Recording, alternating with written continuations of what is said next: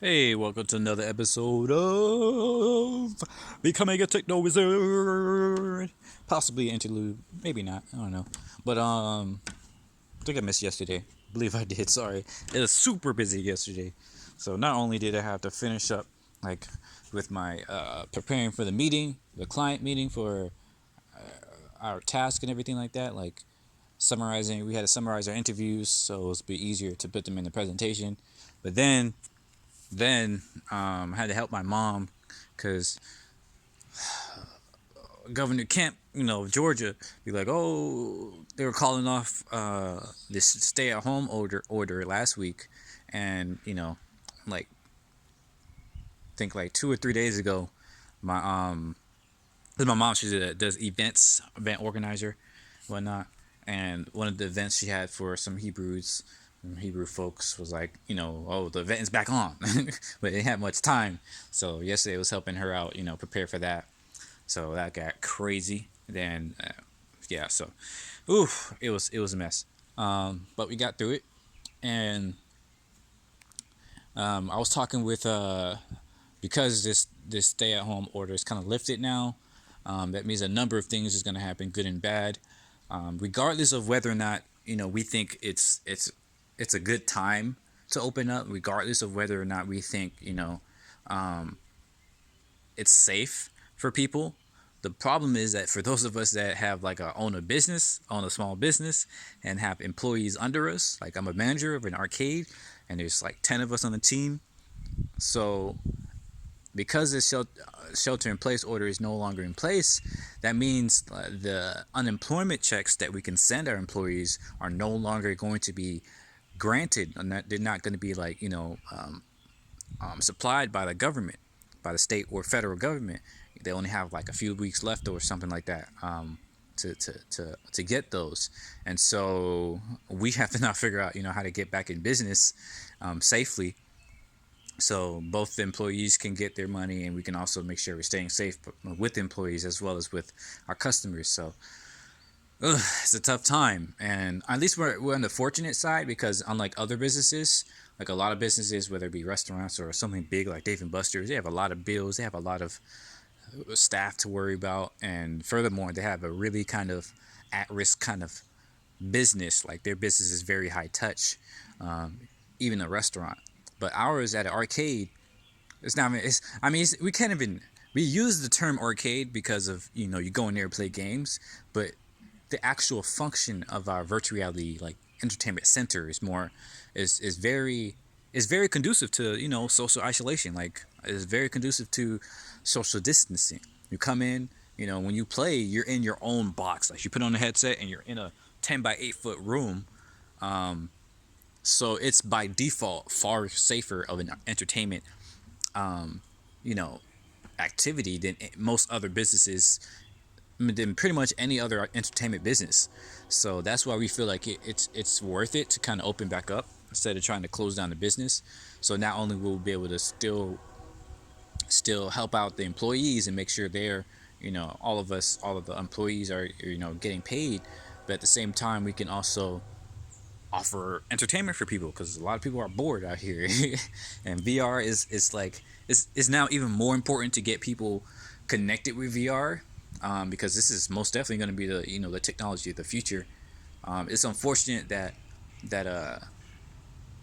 production for VR has, like, manufacturing has gone down. Like it's a huge bottleneck because how the virus started in China kind of shut down all those factories and whatnot. And hopefully this freaking encourages people to manufacture things outside of China and sweatshops. Like, but meanwhile, but anyways, yeah. So we want to open back up, and so that got me thinking though on a certain topic that I love to think about is like we started thinking about, hey, could we pivot into a software only business where we offer some type of virtual reality software to people, and we started thinking about that. Unfortunately, we won't be able to do it because we just don't have the correct code base. We don't have the team for it. We would have to fire like most of our team and rehire like other developers or actual developers, and that just it's not feasible. It's not moral. It's not into play. So, but however, that gave me plenty of ideas that I would love to talk about. That's stuff I would like to pursue one day. So I'm going to talk about some of those ideas. So one of the things we talked about is our software. Like one of the things that makes arcade a little bit special is that we have an arcade operation software that makes it easy for people to play games. So instead of people having to come in and use Steam, like the Steam menu, for those that don't know, that's a PC. That's what people use for PC gaming usually. Most of the time, most people use for PC gaming. It's a software. So imagine like on the Xbox or PS4, you have the in that case, PS4 or Xbox. That's how you load your games up. Like you have a menu for all those games. It's very simple for a console, but for a PC, it's a little bit more complicated. You download your games, that get all in a list, and yeah, it is easy in that you just press play. But when it comes to an arcade in a commercial setting, and especially in VR, you're where as an arcade, as a public entertainment facility, you're interacting with a lot of people who don't play games, who aren't tech savvy, who never, who don't really mess around the computer anywhere outside of like Facebook or email. So they don't know anything about this stuff, and so we built a software that makes it like super, or not super, but makes it fairly intuitive and more engaging. So when people come in, they put on a headset, instead of them just seeing a menu and nothing, just a menu of games. Instead, they see they're on a spaceship, you know. So they're already in space. They get to see the Earth from above, and then they can load up their games. They can easily filter their games between what type of games they want to play, stuff like that. And so this software is pretty different in that other arcades they have a version of this software, but from like other kind of big players in the field, who are more like a distribution software, and they mostly just have like that menu. I mean, sometimes they have a good environment around the menu, or like they're in a city or they're whatever. But we have an actual explorable spaceship. I mean, granted, it's not super fidelity, it's not super high fidelity, it's not super detailed, it's not super it's just not super out there because we don't have super we don't have great like we don't have a lot of talent to be building all that stuff. But the people who we do have, they built some pretty cool stuff, and so people can explore around the spaceship a little bit, get more familiar with the interactivity of VR. They can go pick up stuff, they can pick up a gun and shoot at a target, they can even find lightsabers and stuff like that. So we looked at this software and was like, what if we can offer, at least my idea is like, what if we can offer a virtual arcade? So anybody at home playing games, if they're playing, a lot of times people are playing alone, they don't have friends to play with, or their friends don't have VR, or even if they have two people have VR, they might not have the same games. So what if people can come together in a, just like when you go in the arcade, to play with other people or to play games that you don't have. What if you can do this online through the headset? So that was my idea. I think it was pretty cool. But some other things you can do with this idea, with the virtual arcade or with some virtual center, like communication center, people can come together and they can organize, they can talk about what games they want to play together.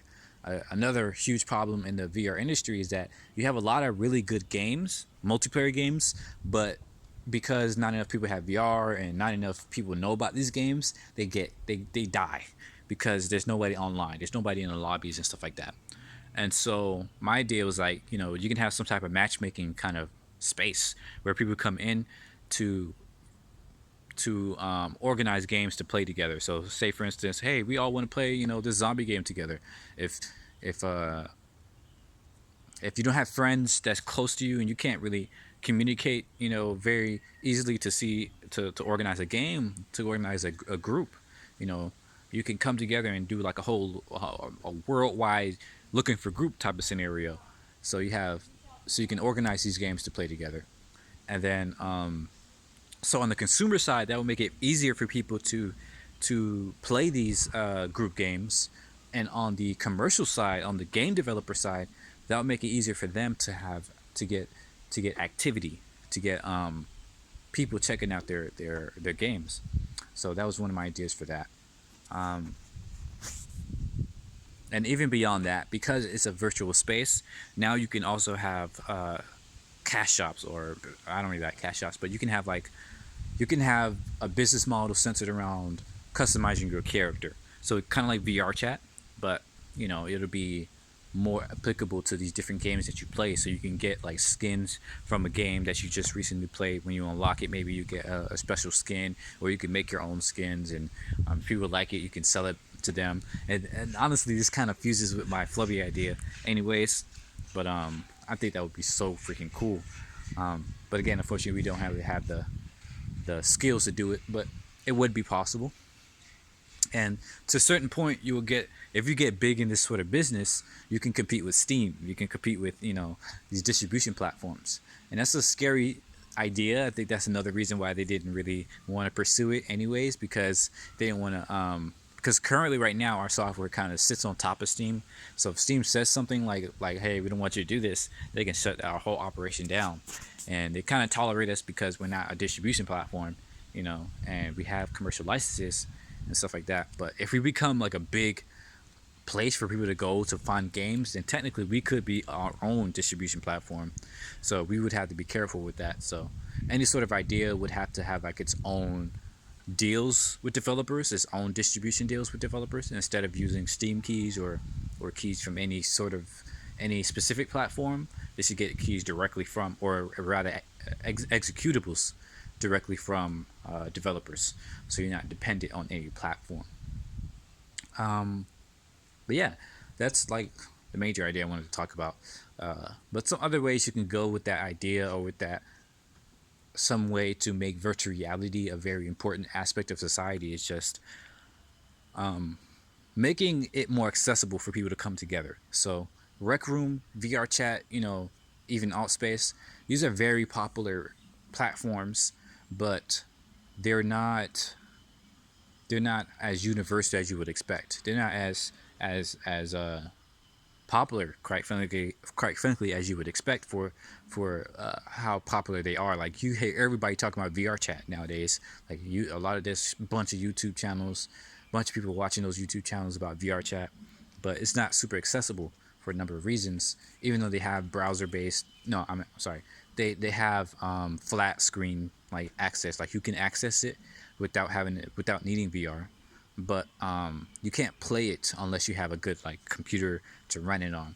So what I would like to see is more browser-based VR platforms, and A-Frame is a good example of that. And yeah, I wonder how hard that would be, or what are the difficulties, and what are the concerns with the tech stack. Some of my eye with that idea, but because I think there's something like definitely missing with that. Like, whenever I talk about it, people are either skeptical in that they don't see how that is any different from like Discord or Slack, or they're super excited about it. So I definitely think it's something to be really excited about, and I think it's different from social media and Discord and Slack and stuff like that. And those IRCs, because it's a visual landscape, and just people underestimate like visuals even nowadays, with how much people enjoy things like Instagram or TikTok versus you know versus like forums or Reddit. Like, even with Reddit, like, there's a lot of visuals with it too, in a way. But I can't say Reddit. I don't even know Reddit. I don't be on Reddit, but like visuals, it just adds a lot of engagement, especially in virtual reality, because there's so much more about it that's emergent. There's so much interaction that's emergent from the medium that is difficult to think about cerebrally. So if you just try to think about, oh, this is why this idea might be interesting, you're not really gonna understand the actual value of it unless you're playing it, unless you're inside of it. That's kind of like the curse and the curse and the blessing of VR. The curse in that it's hard to explain, how interactive and how engaging virtual reality is unless you've actually tried virtual reality yourself. And at the same time, it's a really good thing because it shows that there's something there. There's something actually different from VR. that separates it from all these other past technology. That's why I hate when people, not hate, but it's just annoying and stupid when people say, "Oh, VR is just a new 3D TV, it's just a new fad." I'm like, you clearly have never tried it before, and if you did, you probably only tried like Google cardboard or something like that. Like, you haven't been in VR, because literally anyone that has tried some good VR, and when I say good VR, I mean like you're inside of a game, like you're inside of a virtual world, and you can reach out and move around and engage, and you can talk to people and stuff like that.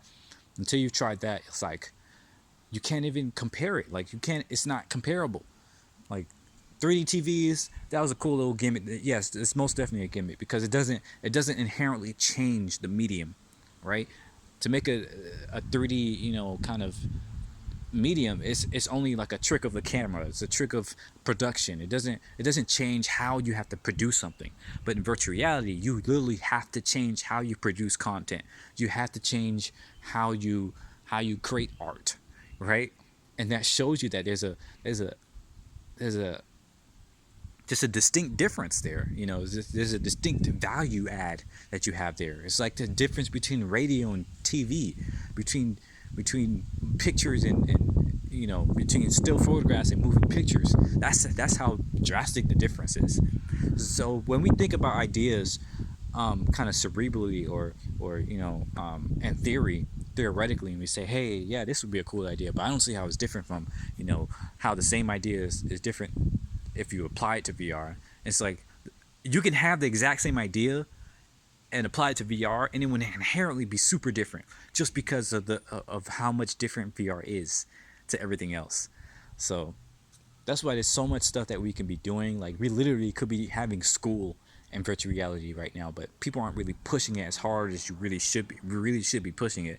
People can be having like entire jobs just in virtual reality. People can have, well, granted, there is still some difficulty in creating things, like in typing and writing. Like, that is really hard to do in virtual reality right now. Even with hand tracking, it's hard to do because there's no haptic feedback, and people, you like that when you're typing or writing or something like that. That is difficult, but we still, there's a lot of stuff that you can. There's a lot of productivity and a lot of things you can do in virtual reality. And if anything, that shows you why it's different. That shows you why there's value there, because like, you can be productive in virtual reality, but it's a different sort of production. Like, you can make 3D art far easier than you can make in real life. So you can do 3D modeling, you can do simulations, you can do, and simulations is a huge concept in and of itself. Like, simulating everything from like a job, like Job Simulator shows you, flipping burgers and doing this and doing that. It's all the way to simulating like urban architecture and landscapes, and how different light impacts the environment different ways. Like, oh man, it's so crazy. And we haven't even really understood how we can tap into focus, into concentration, into the flow of VR, because there's games like Beat Saber, there's games like the Pistol Whip, all these music games that really taps into like this flow mode that is very hard to get in vanilla reality and real life. Is very hard to get in that. But in like virtual reality, like, you're focused on that. You're focused on the thing that's coming towards you, and he's just hitting that, get into the move, get into mode, get into motion, get into. It's crazy, all right. And we haven't really tapped into that and turned it into like a productive something that we can be productive with. Like, imagine if we can turn like Beat Saber into like some type of job. Like, I don't know what job, but imagine, just imagine how fun life would be if our job was like a Beat Saber game. If our job was like a freaking, or even like any game. And with VR, it can be like that. Like, sometimes, a lot of times, really, in reality, in our everyday jobs, they try to gamify it, put some gamification by just adding points or whatever. But it doesn't change. The reason why it's often a failure is because, or even more, it even gets worse than if you hadn't had gamified it, is because just throwing on points and leaderboards and stuff like that. But that's not what makes a game a game. What makes a game is the gameplay loop, is the is how you enjoy the behavior, the grind, the action of what you're doing, like the play. There's the play that you have to consider, that you have to put in there. And so we really need to think about how to design our jobs, our careers, our learning around that gameplay loop. So that's the kind of things that I want to see. That's the kind of things I love thinking about. As you can see, I just started going off. I was gonna end like 10 minutes ago, but yeah, man, I could probably talk about it some more. Like just thinking about, okay, what does that gameplay look like? I'm gonna save it for the next video, but yeah. So hope you learned some things. Hope you got inspired by some of that. Hope you, if you haven't tried VR, use this as a reason to go and try some good VR. Don't just get in some game. And if you haven't tried VR, please, for the love of all that is virtual, don't just try to jump in a game that you think you can play because you played like the flat version. Like, don't play a racing game in VR because you are not ready for that, and you're gonna get motion sick, and then you're like, oh, VR is crap because I got motion sick that one time. Like, no, you don't like. It's the same thing for any like actual activity. Like, if you never flown before, how are you gonna jump out of a plane and start skydiving? If you regularly don't like airplanes, why would you jump into a flight simulator? Like, so many times people come to the arcade and like, oh, I got dizzy playing that game. I'm like, yeah, have you ever flown before? It actually, like, when you play these games and you're flying around the city, it feels like you're flying. Like, so of course you're gonna feel vertigo. Of course you're gonna feel motion sickness because your brain is not used to that. You have to let yourself adapt to it. So play when you if you go, you want to try out some VR, try some things where you don't have to move around too much first, like Fruit Ninja. It sounds simple, like people, oh, Fruit Ninja, I play it on my laptop, whatever. It's Fruit Ninja, whatever. But nah, man, like, you have like swords in your hand, you like slicing things, you get into the focus zone. Like, no, try some Fruit Ninja, try some Beat Saber, and then gradual up to a shooting game. Even if you don't usually like shooting games, try it anyways, because in VR it's just like it takes you to another place. So try something like Raw Data, try something like Arizona Sunshine, and then you can get into the more advanced games like a Richie's Plank experience. Go at the top of a building, jump off the cliff or jump off the plank, and then you can use rockets to fly around the city and stuff like that. But I'll let yourself adapt to it. And if you do feel motion sickness, that's okay. That doesn't mean VR is bad. That means either one, your headset wasn't on right. Like, it's like wearing bad goggles or bad glasses. If the glasses don't fit on your face right, of course you're gonna feel dizzy. So either one, your headset wasn't on right, or two, you were playing a game that you're too advanced for you, or the game was just not made good. Because don't get me wrong, there are some bad VR games where they take the camera and move you around, and nah, you can't do that in VR. Because it's like somebody trying to take your head and move forcefully move your head.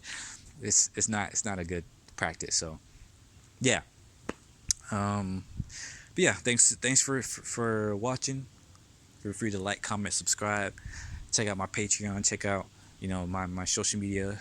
Holla at me if you want to talk VR or anything else. But yeah, it was cool. See ya. Bye.